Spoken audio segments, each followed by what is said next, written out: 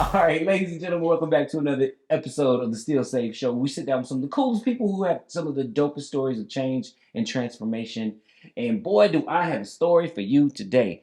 Maybe even several. Yeah, I don't know. Let's just see what happens. And I got Yeah. my co-host with me, Coco. We couldn't get her to be quiet, No, so it's all look. good. We got the interview. Yes, dog. Man, bro, I'm so delighted that you can come hang out Appreciate with it. me. Do me a favor, dog. Introduce yourself, and I've got a ton of questions that I've Yeah, been dying to ask you yeah. now that I got you all to myself, bro. Yeah. My name is Thierry Tchenko, Democratic candidate for the United States Senate in Texas. Born and raised in Houston, born in Sharpstown, then grew up on the West. Luckily enough, was able to grow up in the city, was able to go to college in Abilene at McMurray University, Yep. played some college tennis, college basketball, Let's go. then went to Hold on, Georgetown. you A still got the little, jumper? nah, not You like I sure? used to, not like I All used to, not like I right. used to. So Not we're not like gonna be taking this to the court I after try this. to hoop a little bit, but it's not the same anymore. It's not the same Yeah. anymore. But was able to go to McMurray University in Abilene, then went to Georgetown University to get my master's, Mm-hmm. and did that. Stayed in DC for a little bit. I know we'll get into that. And Yeah. then came back to Houston and was working out here. So What you get your master's in? American government. Okay. Yeah. Cool. I love it. I love it. And then, man, I mean, because we kind of go back. I don't even remember how our paths crossed. I do believe it had something to do with church. One of my Yeah. mentors, Coach Scoggins. That's right. You That's know what I'm right. saying? Yeah. And so we've been rocking together for a while. And it's been amazing to see like the trajectory of your career, man. Yeah. Like I just want to say I'm super, super proud of you. For I'm sure. excited. You've been doing a lot of things that folks from our neighborhood don't do, Mhm. right? And so went off, got educated, then turned around, and what was the next step after getting your master's? Like, where did you land in terms of job Yeah. and career and like? Yeah, so I stayed in DC. So while I was Mhm. getting my master's, I was actually a civil servant in the White House Office of Management and Budget. Okay. And so was able to be in DC, understanding our federal budgets. They always say if you want to understand someone's priorities, follow the money. Man, Right. So yeah, that's right. Don't look at my bank statement. yeah, I'm yeah, just saying, yeah. my priorities are out of whack. No, I'm just Nah. It's gonna be a whole lot of fast food. Yeah. Which or McDonald's, which is a McDonald's. Nah, I ain't doing McDonald's, man. But I do. I have gotten away from home cooked meals as of late. I'm on the road a lot, man. I'm No, I feel working, it. Me and too. Me too. Yep. But you will see a lot of stuff related to my kids. Okay. I ain't even gonna lie to you. They eat up all my money. Private school, basketball, volleyball. So yeah, you know, you're right. The budget is the kids. You're right. You're right. So it does reflect my priorities. Mhm, You know what I'm saying? Anyway. No. So no, it was in DC at White House Office of Management and Budget, being Mhm. able to understand our federal budgets, and that was really helpful for me. Yeah. Being able to know, okay, this is how government works. This is how Right. dollars are allocated. So from there, I stayed in DC, was a policy advisor to the mayor in DC, Yeah. and then also worked for President Biden's campaign before coming back to Houston. And I was Yeah. a nonprofit executive here in Houston providing home repairs. So what did you do specifically when you say worked on President Biden's campaign? Like what was that? What did that entail? Yeah, that meant traveling the country with the vice president at the time before he was elected president. So traveling the country, so I would get to spots ahead of him, working with stakeholders in the area, making sure that everything was good to go. So that was an incredible experience. Oh yeah. Even had to do it through COVID, so the adjustment of COVID and all of that. It was but it was a good experience. I mean, yeah, absolutely. I mean, if nothing else, you have experience on how to navigate challenges For sure. and unexpected things. For sure. What was one of the biggest things you learned while working in that role? Yeah, I think, I always think of myself when I kind of peel back all the layers as, a young guy from Southwest Houston, right? And being able to be at the highest level of politics, Yeah. understanding that we belong, Mhm. right? That we have all the tools we need to be able to do well, even at the highest levels of government. So there was a confidence that came Oh yeah. from that, being able to travel, being able to talk to people and know, man, whenever you work hard, you put in the work, Right. that there's benefits on the other There's side of it. definitely some confidence, right? Because Yeah. you're doing something that is very, very bold. Yeah. That takes a lot of confidence, right? Tell me a little bit about you. Just said running for Senate, but not only are you running for Senate, if I'm not mistaken, you're like the youngest, if not the second youngest person to ever do it in the history of our country. Yeah, so I believe I'm the youngest person from the state of Texas to run for the United Okay. States Senate, and then over the last 50 years or so, if I'm elected, I'll actually be the second youngest senator elected behind Joe Biden. So he was elected because his birthday is November 20th. Yeah. Mine is November 19th. So he got you by Yeah, one day. by one day. By one day, man. Yeah. I love it, man. Well, tell me this, because that's not, like I said earlier, that's not something that folks from our neck of the woods typically aspire to. Yeah. Why was it so important for you to run for that office, for that seat, for that position? Like, Yeah. why Senate, bro? Yeah, so I'll actually rewind a little bit. Okay, take me because, back. Take me back. Yeah, so I got my start in political engagement. Really, it was my first time watching an election when I was 5 years old. Yeah. I was in Sharpstown at my uncle's house, Yep. and I was watching the return of George Bush versus Al Gore.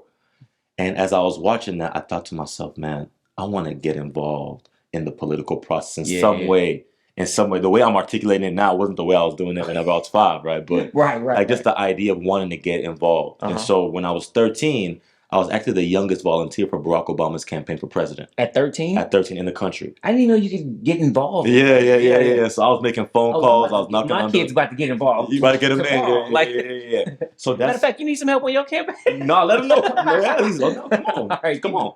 But yeah, so through that, I was able to actually now really see, okay, this is what practical politics looks like. Yeah. This is what it looks like to get engaged. And that was at 13 years old. Yeah. And so that led me to go to Virginia. The campaign said, hey, look, before the 8th grade, do you want to come to Virginia and help out? And so I went to Virginia by myself at 13, doing the same thing, knocking on doors, getting folks involved, registering voters. And so that really is what led to a life of public service for me. And so now coming to this point, and that was out of conviction. I felt like Barack Obama's campaign was something that was bringing our country hope, right? Man. It was bringing our country some type of real feeling of change. And so fast forward to today, in November of 2022, I was working at the nonprofit. It was a nonprofit called Rebuilding Together Houston. And we provided home repairs for seniors, vets, and low-income families. We did a lot of work in 3rd Ward, a lot of work in 2nd Ward. And so as I was... Stop right there, though, for a second. Can you share with me just one story, one experience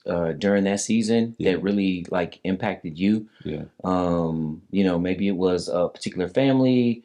or somebody that you still recall that you were like, man, we're actually out here making change, right? Yeah. So there was a lady that we were talking to in the 3rd Ward. We were helping out her home, and she said, Thierry, y'all being able to come here and provide me with a new roof, being able to do electrical flooring, that is probably the difference between me losing my home and me being able to keep my home. Because I don't have the money to be able to get a $15,000, $20,000 new roof and to be able to spend all the dollars that it takes to be able to take care of a home. And she bought her home when she was young. She was able to maintain it. But as she got older, it's harder to continue on doing that type of maintenance. And so that's a story that sticks with me because that type of work is really the difference between somebody being able to become homeless and then being able to stay in their home and pass that home down throughout the generations. And especially, our seniors and our elders, right? It's like you paid your dues, you worked hard, you paid your taxes, you contributed to society, and you're just gonna lose your home, right? Like to be able to do that. And the Bible even,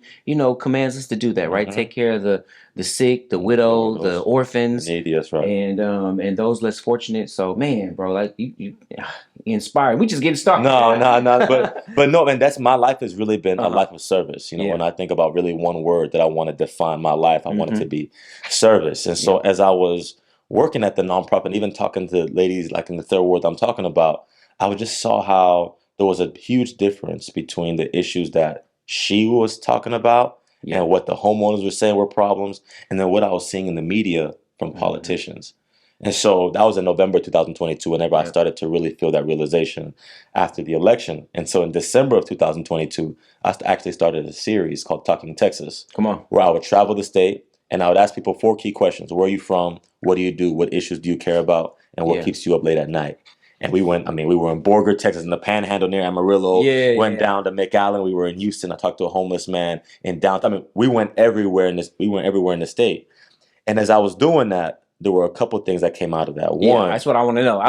You beat me to the punch. No. I was like, what were those 4 things? What were that? Those questions you were asking, and give me some of the answers. So the biggest thing that came out was people are voting for folks, and they're not getting what they thought they would get. Right. A lot of talkers, but not enough people that are actually fighting through real policy to make people's lives better. And so that was a recurring theme that we were hearing all across the state. The second thing was I started to feel a conviction for this Senate race. And, I took some time because, it's a big task. It's a huge race. Tell me about it. And so I prayed about it. I fasted. I talked with my wife, Gloria, before really making sure that this was something that we needed to get into. But I had always told myself that if I run for office, I don't want to run just to run.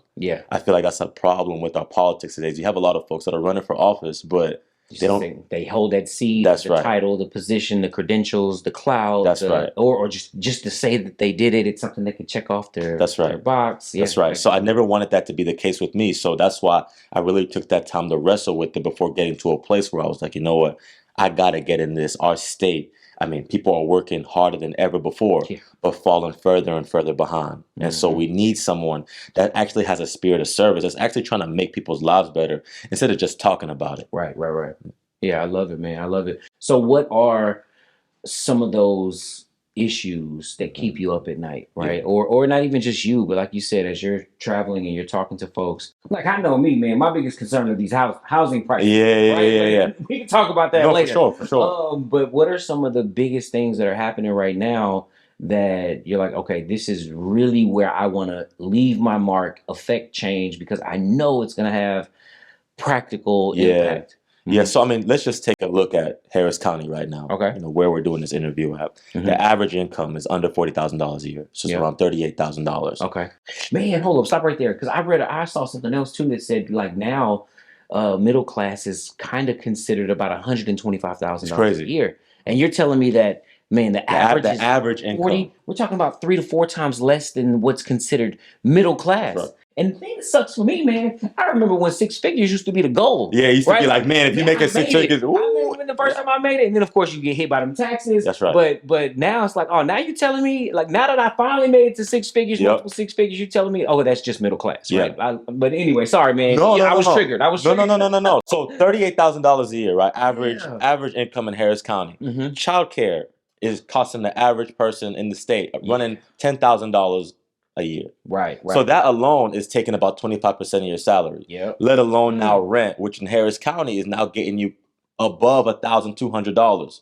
And so people don't have any money left to be. So folks are more worried about surviving than being able to thrive. Exactly. Right. And so that's something that sticks to me, because when I'm going around the state and talking to people, they're saying, Thierry, cost of living is just getting out of hand. And there's no ability. I mean, now people are really having to make choices. Do I pay for food or do I pay for medicine? Wow. And that's not something that I believe that if you're working 40 hours a week, if you're working and trying to create a better life for your family, you should never be in that position where you're having to live on the margin so much to where it's like, well, if I miss one paycheck, then I'm on the verge of potentially becoming homeless. And I even think about my mom. She's in that position right now where, you know, it's paycheck to paycheck.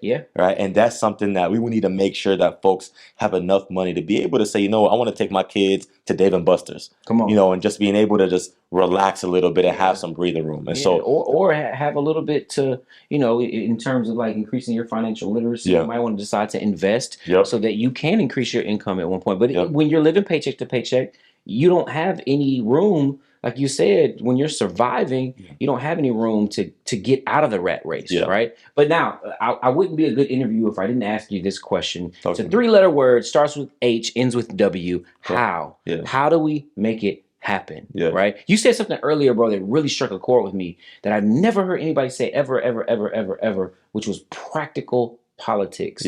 I've never heard anybody use that word, but how are we going to do what you just said? And then tell me a little bit about what practical politics means. So I think it starts by having leaders in office that are actually introducing policy. Okay. And so what ends up happening is on the campaign trail, you got all these people that are campaigning, talking about what they're going to do. But then they get in the office and they don't actually introduce policy to say, okay, this is what I said I was going to do. This is how I'm going to show you that I'm going to try to get that done. Right. And, you know, I think about the Bible, right? And I think about 2 verses in the first couple of chapters in James. Faith without works is dead. And that we're called to not just be hearers of the word, but doers of the word. So there's a proactiveness that God calls us to have. And so it's not just being passive. And we need leaders that are being proactive and trying to make people's lives better. And so that's really the way. But now in terms of, you know, folks that are watching, being able to go out and vote, being able to hold elected officials accountable. I think we've accepted the bare minimum of our elected officials from a very long time. It's because, man, it's kind of like a gatekeeper situation, like the Wizard of Oz. You know, everybody's behind the curtain. We don't really know what's going on or what to do. There are a group of people that are very much aware, and I think my generation is becoming more and more educated in terms of politics. You know, Obama's campaign really opened up the door for me and my peers to get involved. But prior to Obama, it was like, oh yeah, I vote for president and that's it. I didn't really know who was running for mayor, Senate, controller, all these other positions. Like, how do we become more involved? Because we hear vote, go vote. Your voice matters, but does it? Right. Tell me a little bit about that, man. Like, Yeah.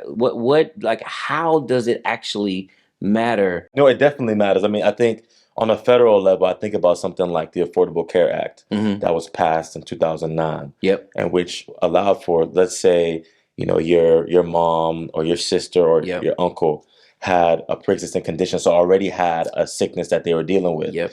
Before, health insurance providers could deny it Yeah. because, well, we don't want to take that Or on. charge you ridiculous premiums and For it's sure. just crazy, amounts. So yeah. So now, after that was passed, you could actually now get your health. You could actually get health insurance even if you already had a condition that you were dealing with. And so voting matters. Yeah. And so, and even at the local level, being able to get your trash picked up, being able to have, folks being able to protect you in your communities, all of that stuff actually Schools, matters. education. That's right. Yeah. That's right. So now it's about how do we find a way. You talk about these potholes though. Yeah. He's like, that's on the it's on the local level. It's on the local level. That's outside my jurisdiction. No, but that's a part of it though. Being able to talk to your city council person, being able to talk to your mayor, being able to talk to the folks that actually represent you close to home. How do we? How do we? If we have a concern, right? Yeah. Let's say a typical citizen, Harris County, A-Leaf, regardless of where it is. How do we approach those concerns, or where do we go to voice those concerns and make sure that it's on the radar, right? Well, every single elected official has an office that you should be calling, that you should be writing a letter to, showing up to city council meetings. That's how you get your voice heard. And so those are some of the key ways that you can do that. Showing up to events, being able to talk to your elected officials, being able to make those phone calls and say, hey, look, this is what's going on in my community. I actually want to see some change. This is not right. And being able to press them. I mean, that's what this is supposed to. What was the old saying? The squeaky wheel gets the grease. That's right. Man. That's right. That's right. I was in actually East Texas, and I asked him because like, man, I forgot how the saying goes, but it's the squeaky wheel gets the grease. But that's what it is. That's what it is. If you continue on pushing, you continue on advocating for your community, then folks have to respond to that. Right. And so that's the way that you are able to get real changes, by being persistent. And it's unfortunate, right, that it takes all of that. You wish that you can make one call and then that's it.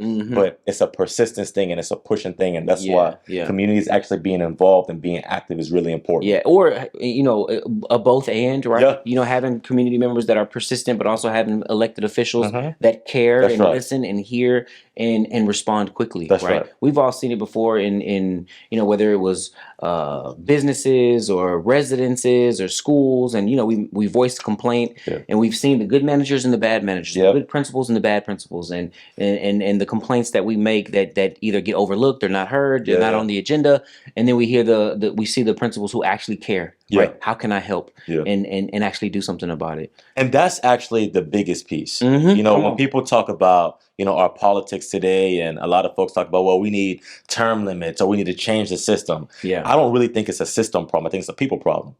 We're electing the wrong people into office that are focused on just their personal gain than actually trying to serve people. And so whenever you don't hold them accountable by voting them out of office, then it gives them an incentive, right? You're encouraging bad behavior. And I tell people on the road, we've been now to over 90 counties, on the campaign trail, which is the most out of anybody in this primary. And I tell folks, look, if I come into your community and I say that I'm going to do something, and I'm going to say that I'm introducing these policies, and I don't end up doing it, vote me out of office if I'm elected. You can actually vote me, and I'm saying vote me out of office, right? Like, and that's something that a lot of folks don't say, but that's what it should be about. I need to be held accountable. It doesn't start on the outside; it starts with me. Yeah.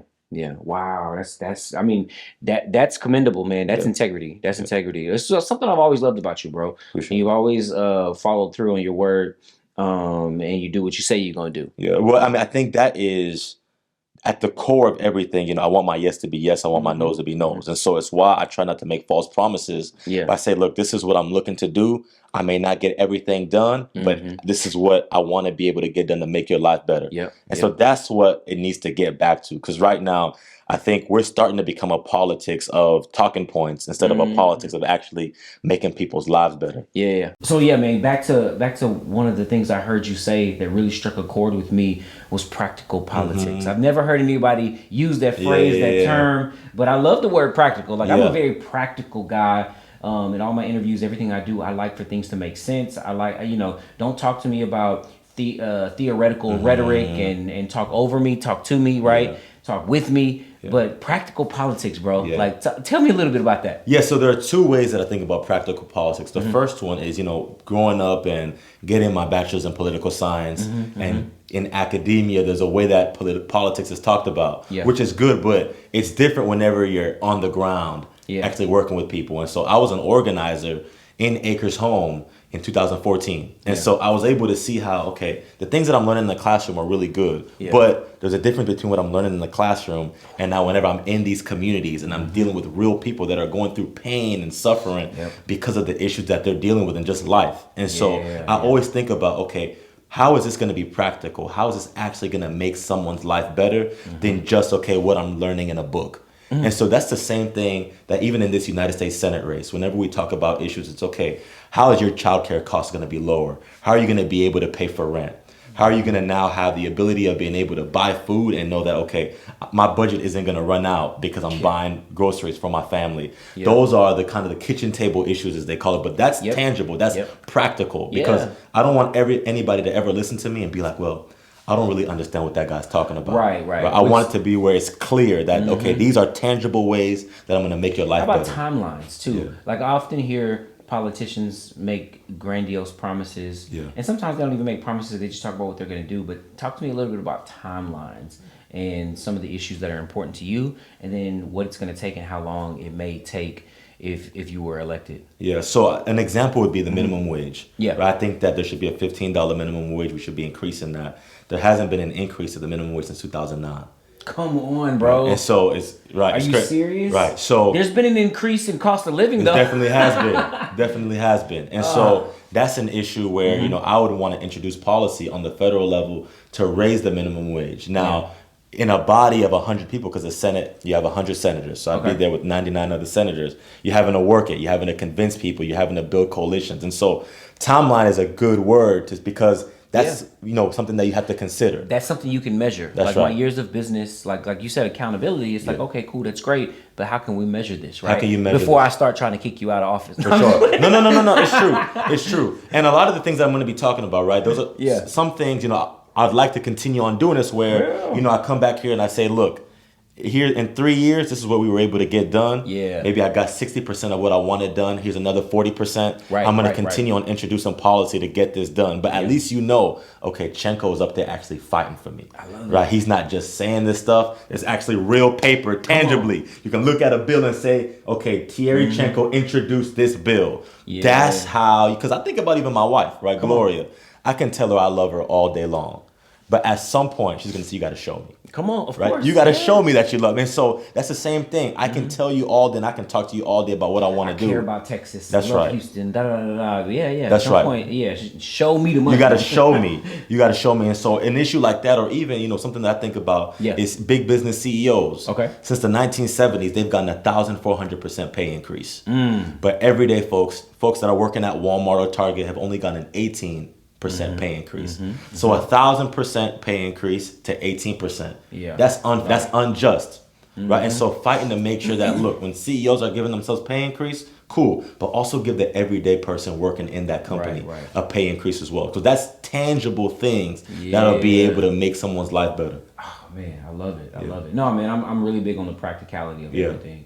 I love your heart for Texas, man. Everybody who knows me knows that I'm Houston through and through. Yeah. I had somebody come fly out from Atlanta to do a show, and I was able to give them a tour. It wasn't even me giving them a tour. It was just me taking them to Trillburger, right? And I love my city so much. I'm like, hey man, like this is where that happened, or this is what goes down over here. Yeah. This is Third Ward. This is that. And I wasn't planning on giving them a tour. I'm in love with my city, and I see that with you. Thank you. In terms of your love for Texas. Where do you think that love for where you're from came from? I just have huge pride of being a Texan. You see me with my Texans shirt on with D'Amico, CJ, and those guys. Bro, we did so good this year. Yeah. But there's just a pride of being where I'm from. From Texas, from Houston, from Southwest Houston.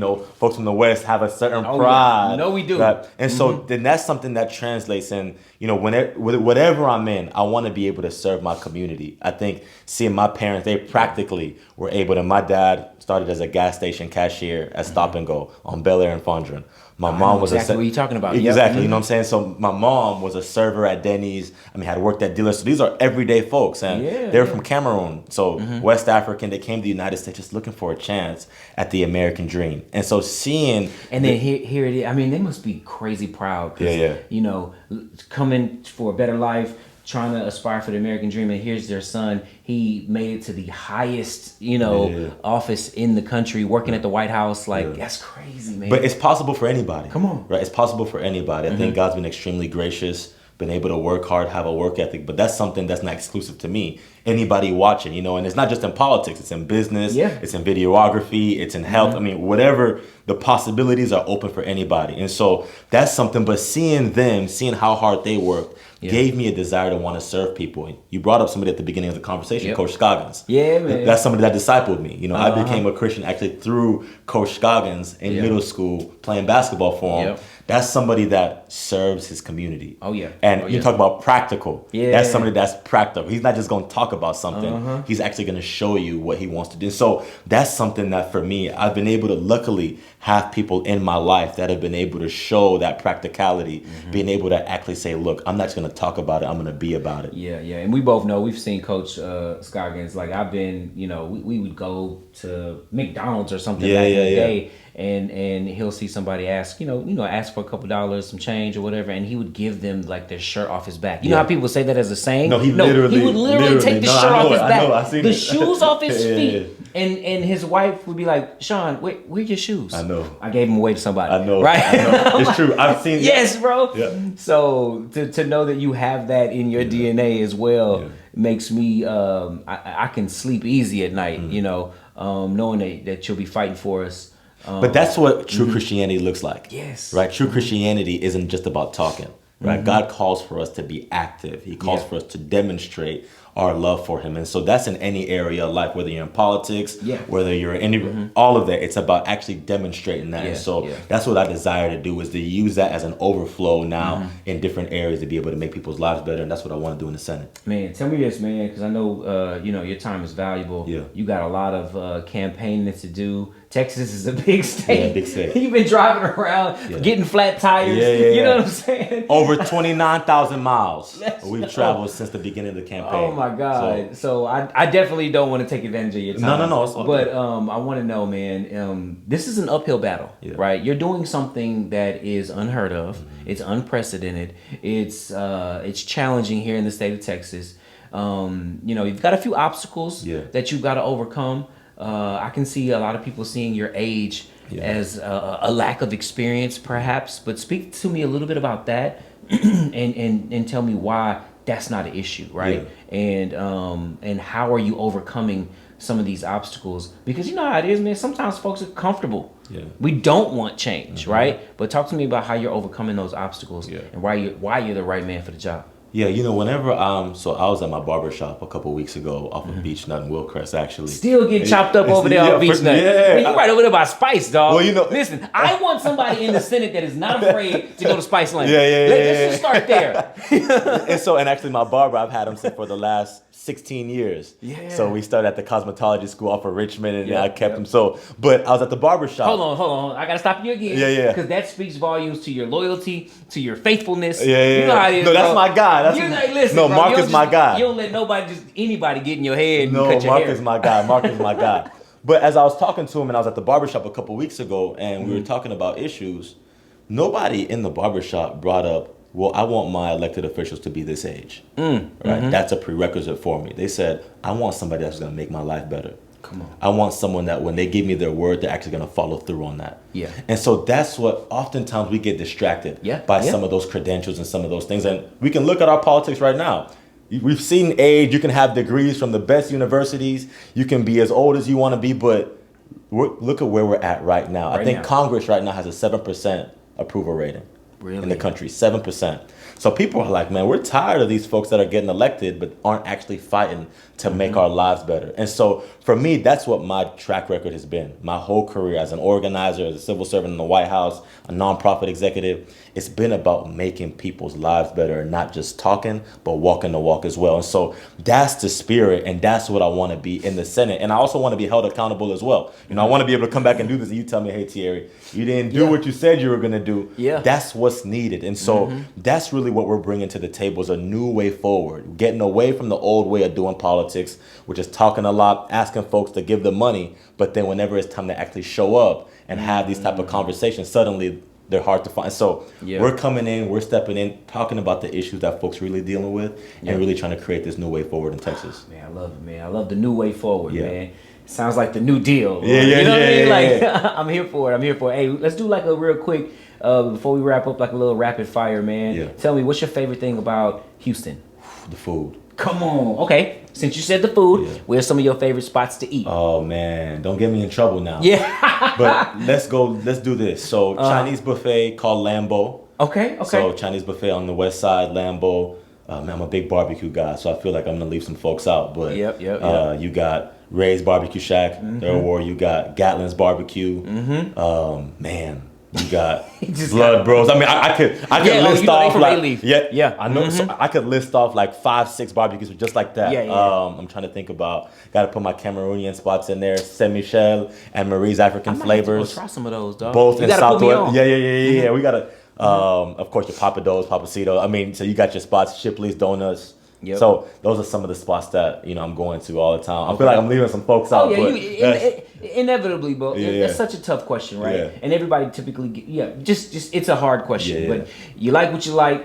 Man, I could eat at a different spot every day and still not try everything. Yeah. That's one of my favorite things about the city as well. All right, Beyonce's new record, Texas Hold'em. Yeah. How you feel? How you Good. feeling? No, good. I think it's important that people see that there's not one ethnicity or one race that owns country music. Ooh, yeah. Right? And that is something that's available. Yeah. So Beyonce, great record. Sure. All right, so what are you jamming on a regular, like, because you're putting a lot of miles on your car, right? And I know you're not just listening to podcasts every single day. When you turn the radio on or connect your phone to the Bluetooth, what's coming through the speakers? Man, so a couple of the big artists I'm listening to often, Toby Wigwe. Come on, Toby. So like Milano Freestyle, and this is, I mean, the records that he's come out with, and he's from the West too, so that's something.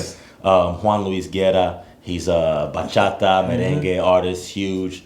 Listen, Lecrae, Aja Gazelle.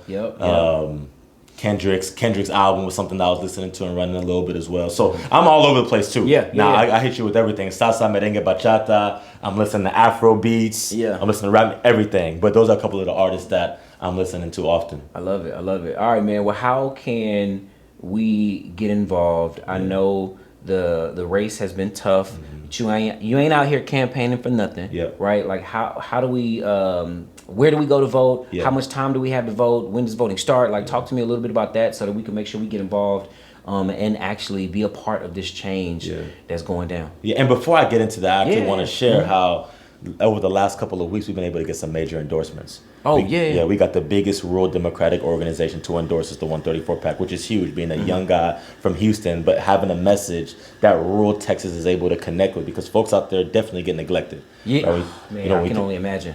So being able to have that, but then also being able to get the support of the Harris County Young Democrats here, Harris County. So there you go. You taking that challenge, the age, and using it to your benefit. That's right. I'm telling you, got to lean into it. You can't hide from it. No, for sure, it is what it is. Right? But being able to say that we have a diverse coalition. Just a couple of days ago, got the endorsement of the Asian American Democrats of Texas, and so this is a real diverse, coalition, rural, urban, suburban. Everybody's falling on board because everyone is saying, look, we're tired of that old way of doing politics, man. So this new way forward that we're talking about is not just a campaign slogan. It's really something that we believe in and that we're working towards. But folks, how people can get involved? Early vote starts February 20th. Because I tell you this much, man. Most of the folks that I rock with, will vote for president at most. You know what I'm saying? That's all we hear. That's all we know. We don't really get a chance to sit with senators and get involved in the mayoral campaigns and all that other stuff. So this is important to me, making sure that the folks that rock with me know how we can actually affect change. So early vote starts February 20th, and it goes all the way to March 1st, and then election day is March 5th. And so that's how folks can get involved. They can also go to our website, which is chenkofortexas.com. That's TCHENKOFORTEXAS.com. Sign up if you'd like to financially contribute. You can do that as well on the website. Stay up to date on all of our content. And we also actually do a Tuesdays with Tchenko. So every Tuesday, I hop on Zoom. And anybody in the state can hop on and ask me whatever question they want. Barbecue, faith, healthcare, it doesn't matter. I think our elected officials are too inaccessible. Oh, yeah. Right? It's hard to find them. And so I want to make sure that people always have an outlet to come and talk to me. And on social media, at Tchenko for Texas on all platforms. Yeah, I love it, man. I love it. What are some of the other big issues that you're really championing? Yeah, education. Oh, come on. Now you speaking my language. Yeah. Education is huge for me. You know, being able to grow up in the city, go to public schools here, being able to see how important our education system is, making sure that our public schools are strong, where it's actually serving as the hub of the community. So in your public school, being able to get a 4-year degree is great, but what should also be a great option is becoming a welder or a plumber. Being able to learn that in the public school, being able to get mental health care resources, right? Things like that, housing assistance. I actually see the public school as an opportunity of being able to bring the community together and get resources in the public school, because everybody is going through the school. And so being able to parents, have students, that's right, families. That's right. You know, we've got great wraparound specialists, different services in certain schools that are specific to, you know, those communities and what their needs are. So to be able to see that amplified, to be able to serve and to help more people, man, would be just a major blessing. Because I think about my elementary school that I went to, Askew Elementary. Right? Being able to have all of those resources there for family, that would have helped my family, would help hundreds of families that are coming through there, that are picking up their children, but they know, okay, my child here can start to learn these things, and even being able to have therapy classes or classes just to learn how to become a better father and a better husband, being able to empower nonprofits to get into. Can we get a course on how to do your taxes? Yeah. Financial literacy. I mean, I went through algebra 2, geometry, calculus, and then by the time I started my business, I was like, oh man, how do I do this? Those are some of the practical things that I feel like the public school should be able to offer, which is why on the federal level, I actually want to introduce legislation to be able to bring down some dollars to help those public schools offer those things, but also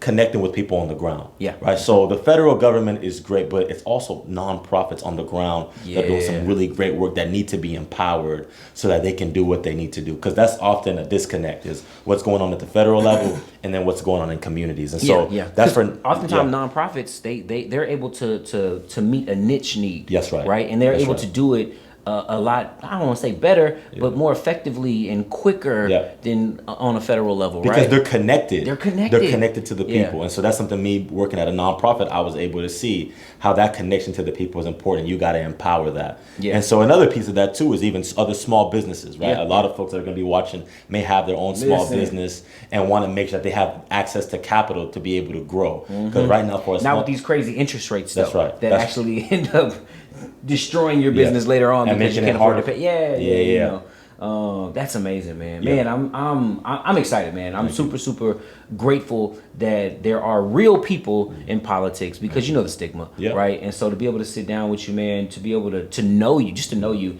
I'm proud, bro. No, like, I appreciate you know what I'm saying? No, I appreciate you. And for folks that are watching, my phone number is 832-786-0809. Text me, call me. Again, I want to be accessible. If you have any questions, let me know. I'm here to serve you, and that's what you'll be getting from me as a United States Senator. So join us in creating a new way forward. We can start on February 20th and vote for me, Thierry Tchenko. Man, you got my vote, man. When the last time you met a politician that gave you their phone number? Man, that's what we're doing. I'm like, man, it's going down. If that ain't authenticity, I don't know what is, dog. Well, bro, I appreciate you coming through, man. Thank you, man. Let's get it, man. I can't wait to see you on the stage. Hey, when you get elected, I want to come down and we're going to do a follow-up interview. No, let's do it. You know, I'm going to get suited up and we're going to look all nice and professional. No, let's do it. Whatever way. I love it, man. No, appreciate you. All right, man. It's a wrap. Ladies and gentlemen, I'll see you next week. God bless.